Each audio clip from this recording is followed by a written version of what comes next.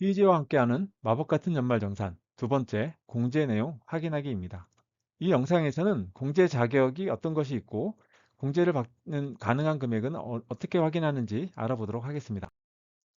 공제가 가능한가? 공제 자격을 알아봐야겠고요. 얼마나 공제를 받을 수 있는지 이것은 소득공제와 세액공제에 따라 다르게 되겠습니다. 공제 한도와 세액공제율 같은 것들을 알아보도록 하겠습니다. 공제가 가능한가? 이것의 첫 번째는 공제 자격 확인입니다. 대부분의 공제는 공제 자격이 있습니다. 모든 근로자가 다 공제를 받는 것이 아니라 어떤 자격 요건을 갖춰야지만 공제가 가능합니다. 그렇기 때문에 반드시 자격을 확인해야 되는데요. 어떤 공제 자격들이 있는지 알아보도록 하겠습니다. 제일 먼저 금액을 기준으로 하는 것이 많습니다. 금액을 기준으로 하는 것은 총 급여액과 근로소득 금액 기준이 있는데요. 먼저 총 급여액은 연봉에서 비과세 금액을 뺀 것입니다. 비과세 금액이라고 하는 것은 세금을 매기지 않는 소득으로 식대나 복리후생자 급여 등이 있겠습니다. 두 번째는 근로소득 금액인데요. 근로소득만 있는 경우는 종합소득 금액이라고도 합니다. 총 급여액에서 근로소득 공제 금액을 차감한 것이 근로소득 금액인데요. 근로소득 공제 금액은 일정한 비율로 근로자 누구나 공제해주는 금액입니다. 금액이 커질수록 그 공제 비율은 줄어들게 되어 있습니다. 금액을 기준으로 하는 공제 자격의 예를 보겠습니다. 먼저 총 급여액 기준인데요. 월세와 주택마련 저축 같은 경우는 총 급여액 8천만 원 이하이거나 7천만 원 이하인 경우만 가능하도록 되어 있고요. 신용카드와 월세, 연금계좌의 경우를 보게 되면 총 급여액에 따라서 공제 한도나 세액 공제율이 변동되게 되어 있습니다.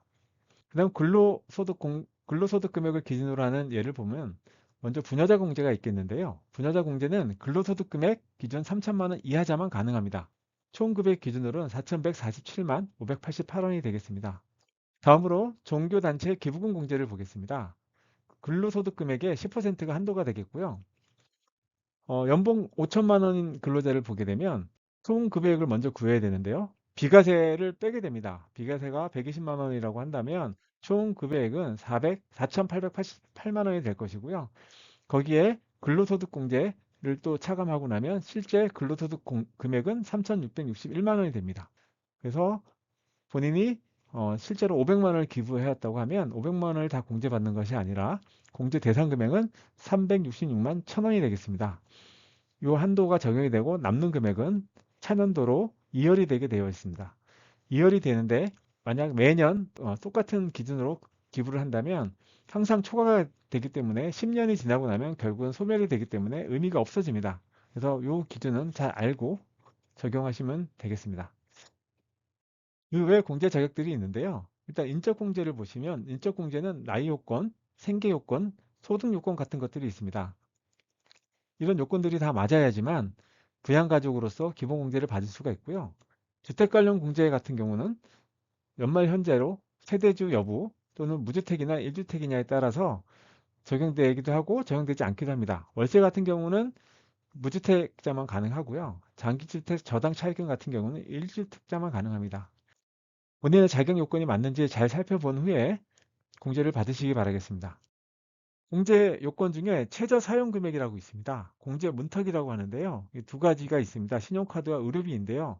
먼저 신용카드는 총 급여액의 25%를 초과한 금액에 대해서만 공제를 해주고요. 의료비는 총 급여액의 3%를 초과한 금액만 공제를 해줍니다. 최저 사용 금액보다 적은 경우는 아예 공제가 되지 않습니다. 그래서 사전에 본인의 최저 금액이 얼마인지 체크해야 되고요. 맞벌이인 경우는 부양가족이 어디에 가냐에 따라서 의료비 3%를 초과할 수도 있고 안 할 수도 있습니다. 그래서 적절한 시뮬레이션을 통해서 판단하시기 바라겠습니다. 얼마나 공제받는지 확인하는 방법에 대해서 알아보겠습니다. 공제는 소득공제, 세액공제 두 개가 있는데요. 소득공제의 경우는 총 급여액에서 소득공제 금액을 차감합니다. 그렇기 때문에 소득공제 금액을 구하면 되겠고요. 세액공제 같은 경우는 산출세액에서 세액공제 금액을 차감합니다.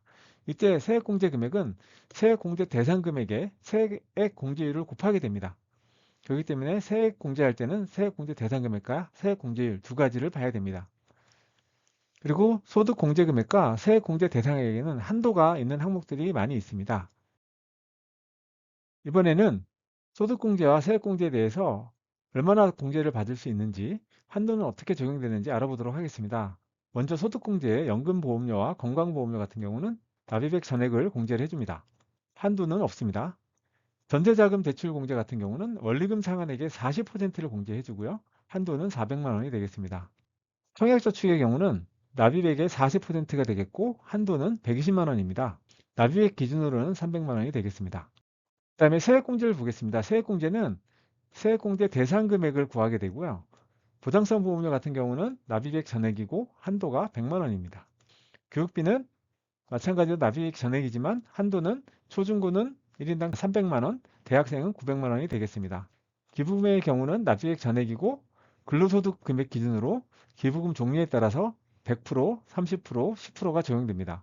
연금저축이나 퇴직연금, IS 전환금액 같은 경우는 납입액 전액 또는 전환금액의 10%가 세액공제 대상 금액이 되겠고요. 그 한도는 저축 종류에 따라서 다르게 적용이 됩니다. 세액 공제율에 대해서 살펴보겠습니다. 세액 공제 금액을 구하기 위해서는 세액 공제 대상 금액에 세액 공제율을 곱하게 되는데요. 세액 공제율은 보통 12% 또는 15%가 많습니다. 보장성 보험료는 12%가 되겠고요. 장애인 보험은 15%입니다. 의료비는 종류에 따라서 15%, 20%, 30%가 되겠습니다. 월세나 연금계좌 같은 경우는 총 급여액에 따라서 차등 적용되고요. 우측의 표를 보시면 월세 같은 경우는 5,500 이하는 17%, 초과되면 15%가 되겠고요. 연금계좌는 5,500 이하인 경우는 15%, 초과되면 12%가 되겠습니다. 앞에서 설명드린 금액들은 전부 소득세에 해당됩니다. 소득세 외에 지방소득세가 또 포함되고요. 결정된 세액의 10%를 곱한 금액을 지방소득세가 되겠고 그 금액을 포함해서 최종적으로 차감 진실세액이 결정됩니다. 그러므로 앞에서 뭐 15%가 공제되었습니다. 그러면 실제로는 지방소득세까지 포함해서 16.5%가 공제되는 것입니다. 이 점 유의하시기 바라겠습니다. 올해도 공제 신청 많이 하시고 환급 많이 받으시길 바라겠습니다. 감사합니다.